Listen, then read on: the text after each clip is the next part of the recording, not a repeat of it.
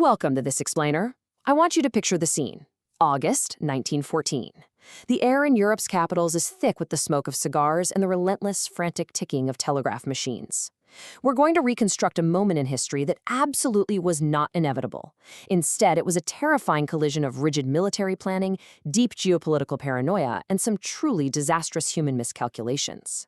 We're stepping into a living, breathing world teetering right on the edge of the abyss, a moment where the outcomes were entirely unknown to the people actually living through it.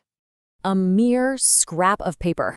Imagine being a diplomat and hearing that, because that is exactly how the German Chancellor dismissed the 1839 Treaty of London, a treaty that was meant to perpetually guarantee Belgian neutrality. Imagine the profound shock rippling out from Berlin. To the German leadership, national survival and military necessity completely trumped old diplomatic agreements. But to the rest of the world, brushing off a foundational treaty of European peace as just a scrap of paper was a deeply revealing and ultimately fatal misstep.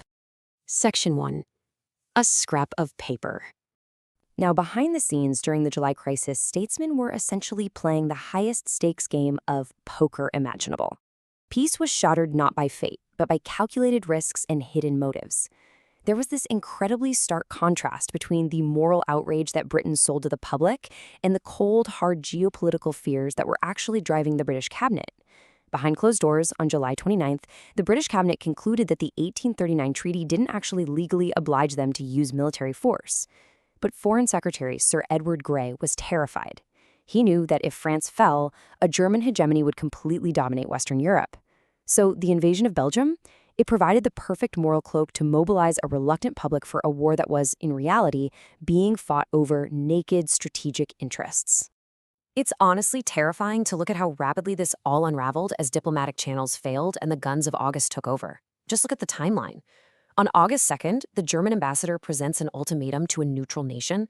The very next day, King Albert of Belgium, under immense pressure and fully knowing the devastation that awaits, refuses. And by the evening of August 4th, before Belgium even formally requests military assistance, Britain declares war. The dominoes didn't just fall here, they were aggressively pushed. Section 2. The logistical fancy. Beneath all that diplomatic posturing was a terrifyingly rigid mathematical formula that would dictate the fate of millions of people. The entire invasion was predicated on the Schlieffen Plan, which demanded immense speed and absolute perfect coordination.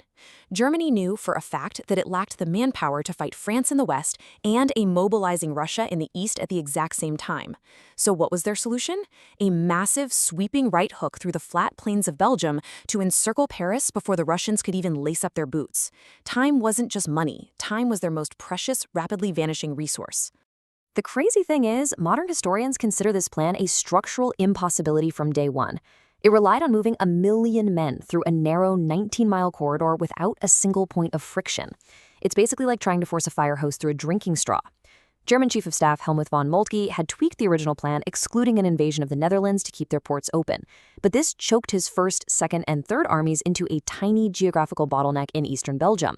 For this to work, they needed perfectly functioning railways and a completely compliant population. Well, they got neither. Section 3. The fortress and the delay. So, the rigid, mathematical logistics of the German plan violently collided with physical reality at the concrete fortresses of eastern Belgium. The German high command just assumed Belgium would step aside. They were fundamentally wrong.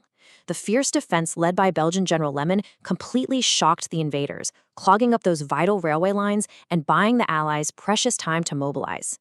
12 heavily armed forts formed a ring of iron around the city of Liege. It wasn't until General Erich Ludendorff arrived on the scene, calling in these monstrous, super heavy siege guns to literally shatter the concrete fortresses, that the city finally fell. But that 4 to 5 day delay, that was a fatal hemorrhage of time for an army that literally counted success in mere hours. To put the sheer scale of the mismatch into perspective, let's look at the siege of Namur. You had 37,000 exhausted Belgian defenders staring down an absolute juggernaut of 107,000 German soldiers. By the time the Germans reached Namur, they had adapted. They didn't bother waiting, they immediately deployed their devastating siege artillery, pounding the forts to dust before sending in the infantry. And yet, incredibly, the defenders fought on, bleeding the German timetable even further. And then we have the British Expeditionary Force. Despite being vastly outnumbered, they managed to hold the Mons-Condé Canal for 48 critical hours, preventing the complete envelopment of the French forces.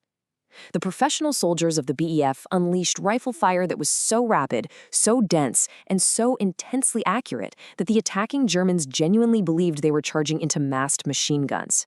It was a tactical retreat in the end, yes, but it was a strategic triumph that further derailed the German fantasy of a quick, frictionless victory. Section 4. Descent into brutality. When an army is operating under an impossible, ticking clock deadline, and the local geography and people actually fight back, discipline inevitably gives way to terror. As the military timetable started fracturing, German frustration and paranoia erupted into extreme violence. Believing that Belgian civilians were actively firing on them as guerrillas, the German army implemented a ruthless policy of terror called Schrecklichkeit, or frightfulness. You see, haunting memories of French guerrillas from the 1870 Franco-Prussian War still plague the German psyche. In their minds, any sniper fire or even just resistance in a town totally justified collective punishment. If they couldn't control their precious timetable, they were going to control the population through sheer, uncompromising fear. The human impact of this was absolutely staggering. In a matter of days, 1.5 million Belgians, which, by the way, was 20% of the entire population, were forced to flee the invading army as refugees.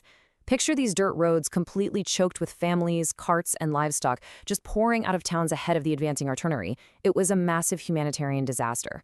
It fundamentally destabilized the region and created this powerful, tragic visual of victimization that the rest of the world simply could not ignore. This is where the propaganda war really explodes. Both sides weaponized atrocities in their reporting.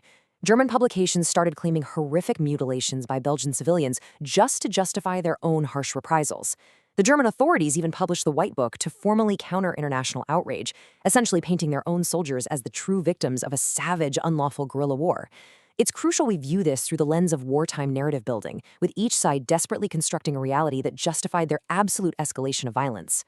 But when we separate the hysterical wartime propaganda from rigorously researched facts, it reveals a devastating reality. While some rumors definitely were fabricated, the undeniable, systemic actions of the occupation were horrific.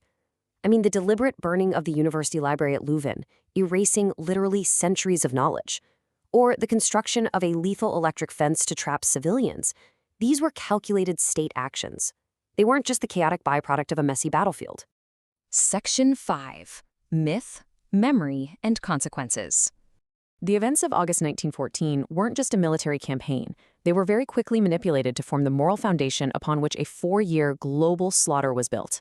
Reports like the British Brace Report utilized highly exaggerated claims of sexual violence to mobilize public opinion, basically providing a moral cloak for those naked imperial interests we talked about earlier.